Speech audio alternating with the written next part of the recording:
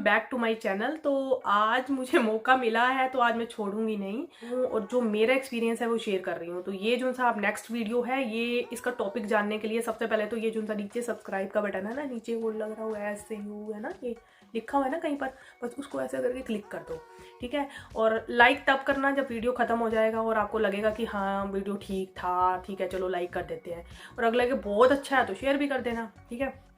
तो हम शुरू करते हैं। ये जो सा वीडियो है ये मेरी 1 साल का एक्सपीरियंस है और मुझे ऐसा लगता है कि मतलब टॉपिक ये रहेगा कि क्या कनाडा आना वर्थ है। ये तो हमने बहुत सारे वीडियो देखे होंगे, बहुत सारे लोगों ने बनाए होंगे कनाडा वर्थ है नहीं है। किसी ने 5 साल बाद बनाया है, किसी ने 2 साल बाद बनाया है, किसी ने पहले साल की जर्नी में बनाती है और ज़्यादातर स्टूडेंट्स हैं। मुझे लगता है मैं आज सारे पॉइंट ऑफ व्यू कवर करूंगी। मैं स्टूडेंट नहीं हूँ, मैं जॉब करने आई हूँ, वर्क परमिट पे आई हूँ। तो 1 साल में मैं आपको ये बताना चाहती हूँ कि कनाडा क्या आना वर्थ है। मैं 5 ऐसी बातें इसके फेवर में बताऊंगी, 5 डिसफेवर में बताऊंगी, और वो जो फेवर में नहीं है, ठीक है, उसको आपने कैसे लेना है। हो सकता है वो आपके फेवर में ही हो, ठीक है ना, वो आपने देखना है, ठीक है। जो 5 फेवर में बता रही हूँ वो तो फेवर में है ही है, वो तो सबके लिए, वो तो फेवर में है ही। तो स्टार्ट करते हैं वीडियो। सबसे पहले बात, ज़्यादा टाइम वेस्ट ना करते हुए मैं फेवर वाली बातें बताती हूँ कि जो कि मुझे लगता है कि कनाडा एक बहुत अच्छी कंट्री है रहने के लिए। स्वर्ग है, पूरा स्वर्ग है, मतलब ये मोह माया नहीं है जैसे। तो वो 5 ऐसी चीज़ें मैं बताने जा रही हूँ कि वो वर्थ इट है, ठीक है। आपको डिसीजन ले लेना चाहिए और टाइम से ले लेना चाहिए। हमारी एज तो बहुत ज़्यादा हो गई, आपको अगर 20 की एज में, 18 की एज में ले लेते हो ना तो बहुत बढ़िया है। तो नंबर 1 है एजुकेशन। मतलब मेरे को ऐसे लगता है कि इंडिया में जो एजुकेशन का स्टैंडर्ड है और यहाँ का एजुकेशन का स्टैंडर्ड है उसमें ज़मीन आसमान का अंतर है। वो क्यों? क्योंकि एक तो मेरा बेटा 9th क्लास में है, वो तो मेरे को इतना ज़्यादा नहीं अभी पता चला, बट यहाँ जितने लोगों से मैंने बात की है, जितने स्टूडेंट से बात की है, यहाँ तक कि हमारे भी ऊपर फैमिली इंडियन ही रह रहे हैं, वो भी कुछ 2002 में आए थे, उनसे बात की। मेरे एम्प्लॉयर इंडियन हैं, उनसे मैंने बात की। मैं मतलब थाउजेंड्स ऑफ लोगों से मैंने बात की है और यहाँ का सिस्टम जो समझा है ना, तो वो प्रैक्टिकल नॉलेज देते हैं। वहाँ पर क्या होता है कि जो एजुकेशन सिस्टम है, आपको भी पता है, आप 8th 9th 10th 11th इतना प्रेशर रहता है ना, और फिर और कुछ नहीं, जो मतलब आर्ट्स में चले जाओ, कॉमर्स में चले जाओ, इर्रिस्पेक्टिव ऑफ योर स्किल, वो नहीं देखा जाता कि आपकी स्किल किस चीज़ में है या कुछ है। बस एक ही ट्रेडिशनल सिस्टम, पढ़ाई जा रहे हैं, रटाई जा रहे हैं, रटाई जा रहे हैं। मैं अपने बेटे का एक एग्जांपल बताती हूँ कि मेरे बेटे का ना लिखने में बहुत ज़्यादा हार्ड टाइट था, तो मैं उसकी कॉपीज कंप्लीट करती थी। तो मेरे को टीचर्स, शायद अभी कोई टीचर सुन भी रही हो, मेरे को टीचर्स ना बोलते रहते थे कि आप ना इसको स्पून फीडिंग करते हो, आप स्पून फीडिंग करते हो। मैंने कहा भैया मैं क्या करूँ, वो कॉपीज कंप्लीट नहीं करते। आप कहते हैं वो छोड़ दो। मैंने कहा मैंने छोड़ दिया, तो तूने कॉपी कंप्लीट नहीं की, करेगा वो तो करेगा ही नहीं, तो फिर याद भी नहीं करेगा, फिर मैं क्या करूँगी। तो कहते नहीं फिर भी छोड़ दो। मैंने कहा ऐसे तो नहीं मैं छोड़ सकती, मैं कॉपीज कंप्लीट करती थी, मैं उसको याद कराती थी, मैं उसकी वर्कशीट बनाती थी, उसका टेस्ट लेती थी, उसकी 80% नंबर आते थे 6th क्लास तक। अब क्या होता था कि मैं टीचर को ये बोलती थी कि वो क्लास में, वो टेस्ट में परफॉर्म कैसे करता है अगर उसको कुछ नहीं आता तो। मतलब मेन तो यही है ना कि टेस्ट में उसके नंबर ठीक आ रहे हैं। कहते वो तो आ रहे हैं लेकिन कॉपी कंप्लीट करनी बहुत जरूरी है। मैंने कहा उसका एक लॉजिक दो ना। कहते राइटिंग स्किल्स तो होनी चाहिए। मैंने कहा मैं मान गई बिल्कुल, बट बच्चा नहीं लिख रहा तो उसमें हम क्या कर सकते हैं ना। तो यहाँ पर बिल्कुल ही सिस्टम अलग। डेली मेरे को मेल आ रही हैं बच्चे के फुल मार्क्स ज्योग्राफी में, उसमें क्योंकि ऑब्जेक्टिव टाइप सिस्टम है, प्रैक्टिकल सिस्टम है। तो मैंने ये इतना बड़ा डिफरेंस देखा। वहाँ तो टीचर पागल ही कर देते हैं और बच्चे जितने सुसाइड वहाँ करते हैं, जितने डिप्रेशन में जाते हैं ना, ये सारे ट्रेडिशनल इंडियन सिस्टम की वजह से हैं। मैं बिल्कुल इंडिया को वो नहीं कर रही, मैं इंडिया को बहुत मिस कर रही हूँ और मैं आज मेरे को मौका मिले मैं इंडिया में वापस चली जाऊँ। मैं इंडिया मैं बता रही हूँ क्योंकि हमने भी वो वाला सिस्टम देखा है, तो वो सिस्टम बिल्कुल ठीक नहीं है। एजुकेशन यहाँ बहुत अच्छी है, ये एजुकेशन आपको इतना अच्छा तैयार करती है। जैसे अब 15 ईयर्स का हो जाएगा मेरा बेटा, तो यहाँ पर बच्चे कमाना शुरू कर देते हैं। जितने वॉलमार्ट वगैरह यहाँ पर है, टीनेजर बच्चे काम कर रहे हैं, उनको पैसों की वैल्यू पता है, लेबर की वैल्यू पता है। तो वो जब पैसा कमाते हैं ना और अपने खर्चे पूरे करते हैं, तो फिर वो धीरे धीरे वो ऐसे चढ़ते जाते हैं। मैं HR मैनेजर रह चुकी हूँ, मैंने ऐसे कई PhD होल्डर्स को और इतने बड़े बड़े इंजीनियरिंग कॉलेज से पढ़े हुए बच्चों को 10-15 हज़ार पे रखा है। एजुकेशन सिस्टम बहुत अच्छा है। अगर बच्चा स्टडी करने के लिए यहाँ पर आ गया ना, तो उसकी लाइफ सक्सेसफुल है। 18 साल की उम्र में वो आता है तो 30 साल की उम्र में वो 2 घर का मालिक होगा और उसकी फैमिली भी सेटल होगी और वो भी सेटल होगा। तो एजुकेशन सिस्टम बहुत अच्छा है यहाँ पर। नंबर 2, जॉब्स अपॉर्चुनिटीज़ बहुत हैं यहाँ पर। जो जॉब्स है ना उसमें इंडिया की तरह प्रेशर नहीं है। यहाँ पर 9 to 5 की जॉब है तो 9 to 5 की, उसके बाद बॉस तंग नहीं करता और बीच में भी बॉस तंग नहीं करता। आपका काम खत्म हो गया, आप रिलैक्स करो, जो मैंने कल्चर अभी तक देखा है। और यहाँ पर पता क्या होता है कि आप वहाँ पर इंडिया में देख लो कि एक बंदा है, मतलब वो लेबर का काम करता है तो उसकी इतनी सैलरी नहीं है। यहाँ पर ऐसा कुछ नहीं होता, पर आवर के हिसाब से सैलरी है। इस बारे में जॉब्स की बहुत अपॉर्चुनिटीज़ हैं, जो यहाँ आना वर्थ है। मतलब मैं कबूल कर रही हूँ 1 साल में कि यहाँ आना वर्थ है। लोग और पैसा है तो सब कुछ है, ठीक है, मन की शांति है, वो सब कुछ वो, बट उससे रोटी नहीं खाई जाती ना, रोटी पैसे से ही खाई जाती है। तो वो चीज़ है। तो एजुकेशन है, जॉब है, ये 2 चीज़ वैसे ही इंसान का मोटिव होता है, ठीक है। एक एज के बाद तो वैसे भी ये सारी चीज़ें वो बेमानी लगने लगती हैं। इंसान को शांति चाहिए होती है, 3 टाइम की रोटी चाहिए होती है और भगवान का नाम लेता है। बट एक टाइम तक तो इन चीज़ों की ज़रूरत पड़ती है, बच्चों के लिए, फैमिली के लिए, इन सब की, ठीक है। नंबर 3, यहाँ का एनवायरनमेंट। यहाँ का मौसम इतना अच्छा है ना, इतना अच्छा है ना, आप सोच भी नहीं सकते। मतलब जब मैं पहले साल में बाहर जाती थी, मेरे को ऐसे लगता है ऑक्सीजन, मेरे ना ऐसे मास्क लगा दिया और किसी ने कोई ऑक्सीजन डाल रहा है मेरे अंदर। इतनी अच्छी हवा, और यहाँ का हर मौसम इंजॉयबल है। आपको कि यहाँ तो बर्फ़ ही पड़ती रहती है, हाँ 8 महीने यहाँ पर ठंड रहती है, बट यह है कि पहले सर्दियाँ आएंगी, बर्फ़ पड़ेगी, आपको जम्मू कश्मीर का मजा मिलेगा। फिर उसके बाद स्प्रिंग आती है, आपको ऐसा लगेगा कि आप किसी ऐसी जगह पे चले गए हो, बॉम्बे, ऊटी वगैरह, जहाँ पर फूल ही फूल हैं, बहारें ही बहारें हैं। फिर उसके बाद आपको फॉल सीज़न मिलेगा। फॉल सीज़न में कलर्स ही कलर्स। मैंने आपके वीडियो, अगर तुमने नहीं देखे तो मेरे फॉल्स के वीडियो देखो। फिर बीच में थोड़ी थोड़ी बारिश का मौसम भी आएगा, वो भी बहुत ब्यूटीफुल है। तो हर सीज़न इंजॉय करने वाला है। इंडिया में तो जैसे अब गर्मी आती है तो भयंकर गर्मी, माय गॉड, आप बाहर नहीं निकल सकते सड़कों पे, 3 महीने आपकी बहुत गर्मी रहती है, यहाँ तक कि अगस्त सितंबर तक चलती रहती है।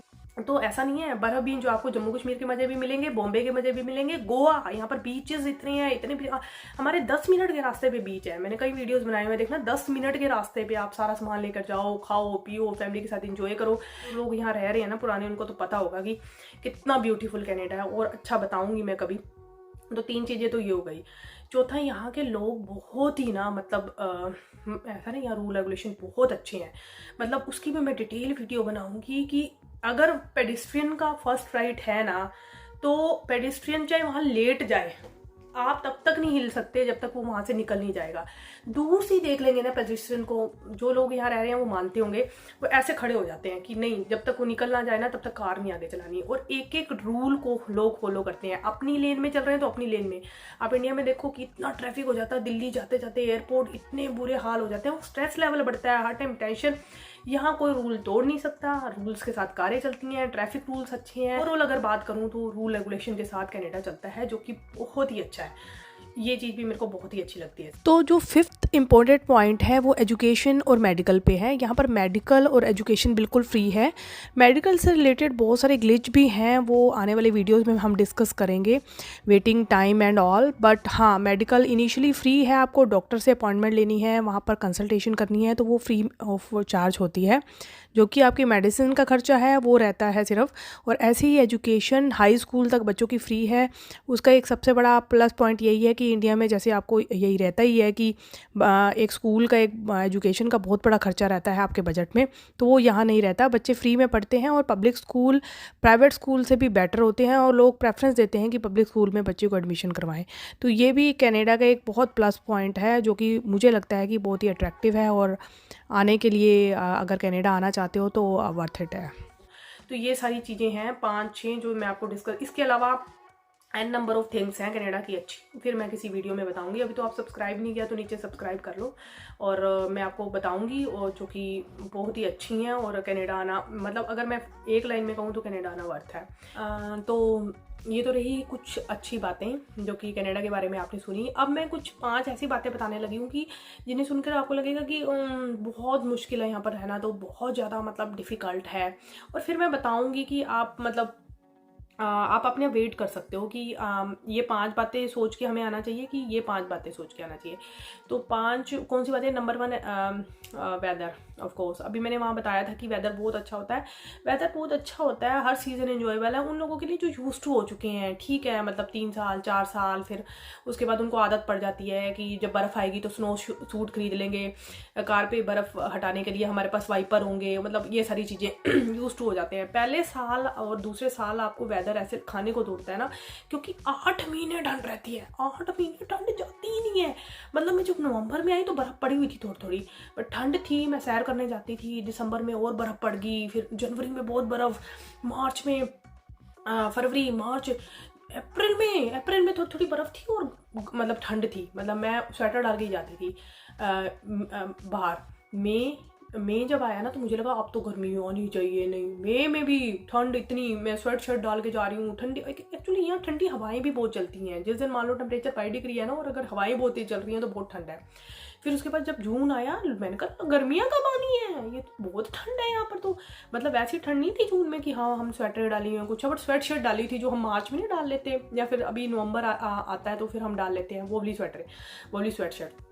मैंने कहा कब आएंगे कब आएंगे, फिर जुलाई में जाके गर्मी आई। और वोबली गर्मी नहीं होती यहाँ पर, जब हम एसी नहीं चलाते घर में, वहाँ पर इंडिया में 28 डिग्री होता है, 27 डिग्री होता है ना, तो ये वोबली मतलब यहाँ पर गर्मियाँ होती हैं कि हाँ 28 डिग्री का टेम्परेचर है बाहर। मैं अपनी फ्रेंड को भी बता रही थी, मतलब मौसम ठंडा ठंडा सा होता है और उसमें हाँ स्वेटर और वो उसकी ज़रूरत तो नहीं होती है। मतलब यहाँ पसीने कभी भी नहीं आते हैं बेसिकली। 30 से ऊपर बड़ी मुश्किल से जाता है, 31-32 कभी कभी।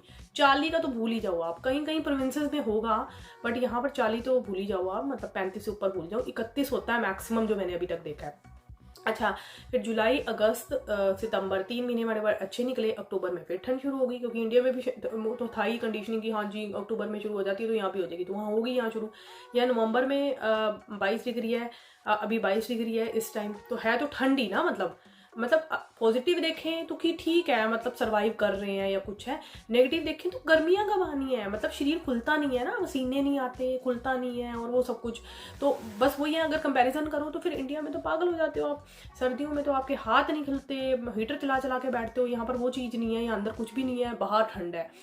सारे जितने बड़े बड़े हॉल बने हुए हैं वहीं पर शादियाँ होती हैं, जिम बने हुए हैं, बड़े बड़े स्पोर्ट्स कॉम्प्लेक्स बने हुए हैं। यहाँ पर बाहर कुछ भी नहीं होता, इसलिए वेदर इफेक्ट नहीं करता। बट सर्दियाँ हैं यहाँ पर। मतलब जो बुजुर्ग आते हैं ना यहाँ पे, वो सोचते हैं हाय हाय ऐसी तो मर ही गए अंदर, क्योंकि उनके घुटने जाम हो जाते हैं, उनको ठंड लगती है काफ़ी। तो वेदर तो देखो माइनस पॉइंट इसको लोगे तब भी ठीक है, नहीं लोगे क्योंकि जो बच्चे जवान आ रहे हैं यहाँ पर, जिनको सेटल होना है, वाइफ हो गई, हस्बैंड हो गया, बच्चे हो गए, फिर आगे फिर उनकी लाइफ सेट हो गई, फिर वो घूम फिर रहे हैं, कभी यूएस जा रहे हैं, कभी कुछ, उनकी लाइफ तो सेट है। मतलब ओवरऑल देखो तो कोई प्रॉब्लम नहीं है, but weather is a concern. Number 2, family. आप कितनी फैमिली को लाओगे, अपने कितने रिश्तेदारों को लेकर। अगर आपके रिश्तेदार नहीं है यहाँ पर, मेरी सिस्टर इन लोगों को मैं मिस करती हूँ, इन लॉज को मिस कर रही हूँ, अपने मदर को मिस कर रही हूँ, तो ठीक है आप कितने बंदों को यहाँ ले आओगे जिनकी लिमिटेशंस हैं। मेरी मदर नहीं आ सकते किसी भी हालत में यहाँ पर एरोप्लेन पे चढ़ के, तो फिर उनकी लिमिटेशन है, तो आप इनको बहुत मिस करते हो। तो जब इमोशनली आप स्टेबल नहीं होते ना, तो आप मेंटली स्टेबल नहीं होते और आप फिजिकली भी स्टेबल नहीं रह सकते। तो मेंटल हेल्थ का अच्छा होना बहुत ज़रूरी है, जो कि यहाँ पर हम मिस करते हैं एक पराये देश में। तो ये 2 रीज़न तो यही हो गए। तीसरा ये हो गया कि जब आप स्टार्टिंग का स्ट्रगल है, जब आप स्टार्टिंग में आते हो ना, तो आपको ना मतलब अपनी प्रोफाइल से हट के भी जॉब करनी पड़ती है, स्ट्रगल करने पड़ते हैं, आपको फिजिकल वर्क बहुत करना पड़ता है। वो यूज टू होने में ना मतलब आपको 2-3 साल लग जाते हैं और आपको ऐसे लगता है कि हम क्यों आ गए यहाँ पर। तो ये मैं शुरू के स्ट्रगल ही बता रही हूँ। एक बार जब लाइफ सेट हो जाती है ना, तो उसके मेरे को नहीं लगता कि इतने ज़्यादा नुकसान है। इतने लोगों से मैंने बात की है, वो खुश ही हैं ओवरऑल, ठीक है। तो एक चौथा है कि यहाँ पर हाउस हेल्प नहीं मिलती। हाउस हेल्प नहीं मिलती, आपको ये कहना आसान है, बट जो सुबह 7 बजे उठ के सारी फैमिली का खाना बनाना, वो भी इंडियन फैमिली, हम ब्रेड वगैरह तो खाते नहीं है कि उनको गर्म किया, मक्खन लगाया, वो भी कितने दिन खा लोगे आप। तो सुबह उठ के सारी फैमिली के लिए खाना बनाना, स्पेशली फीमेल को बहुत प्रॉब्लम आ जाती है। और अगर मेल ये वीडियो सुन रहे हैं ना, तो मैं उनको यही कहूँगी कि आप मिल के काम करो, आदत बनाओ। जब आपकी आदत बन जाएगी ना, तो आपको कनाडा भी स्वर्ग लगेगा, क्योंकि 50-50% जब काम होता है ना, तो इतना मुश्किल नहीं लगता। यहाँ सारा काम खुद करना पड़ता है, और इतनी महंगी हाउस हेल्प। एक क्लीनिंग पर्सन को आप बुला लोगे ना, तो एक दिन में वो 8-9 हज़ार रुपये ले जाते हैं आपके पूरे घर को साफ करने के लिए। मैं रुपीज़ की बात कर रही हूँ। तो मतलब $120-130 यहाँ रेट चलता है। तो हाउस हेल्प एक बहुत बड़ा कंस्ट्रेंट है, आपको सारे काम खुद करने पड़ते हैं। और 5वां है कि ट्रांसपोर्ट सिस्टम। यहाँ का ट्रांसपोर्ट सिस्टम ऐसा है कि आपको कार लेनी पड़ती है, आप अपने आप कहीं भी नहीं जा सकते हो। जब मैं शुरू में आई थी, मेरे को ऐसे लगता था माय गॉड, मतलब 1 किलोमीटर जाने के लिए ना आपको नानी याद आ जाती है, क्योंकि ठंडी बहुत है, आपकी टांगे जाम हो जाती हैं, आपके घुटनों में दर्द शुरू हो जाती है, मल्टीपल प्रॉब्लम शुरू हो जाती हैं। तो आपकी कार होनी जरूरी है। वो भी आप जब बाहर निकलते हो ना, पहले हीटर ऑन करते हो कार में 10-15 मिनट के लिए, उसके बाद कार में बैठते हो और फिर चलते हो।